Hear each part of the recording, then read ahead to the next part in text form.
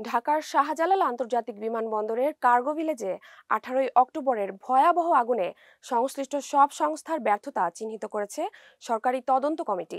বিশেষ করে ব্যবিচকের নিয়ন্ত্রক ও অপারেটরের দুই ভূমিকাই পালন করা গুরুতর স্বার্থ সংঘাত বলে উল্লেখ করা হয়েছে। তদন্তে বলা হয়, কুরিয়ার কোম্পানি ডিএইচএল, আরএস ও এসআরকে এর ব্যবহৃত যৌথ খাঁচায় বৈদ্যুতিক শর্ট সার্কিট থেকে আগুনের সূত্রপাত, অনুমোদিত শেড, অগ্নি নিরাপত্তার ঘাটতি, বিপজ্জনক পণ্যের ভুল ব্যবস্থাপনা, সব মিলিয়ে কার্গো ভিলেজে দীর্ঘদিনের অব্যবস্থাপনার চিত্র ফুটে ওঠে।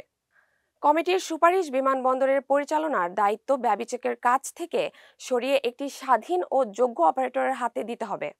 বিশেষজ্ঞরাও বলেছেন, নিয়ন্ত্রক সংস্থা কখনোই অপারেটর হতে পারে না।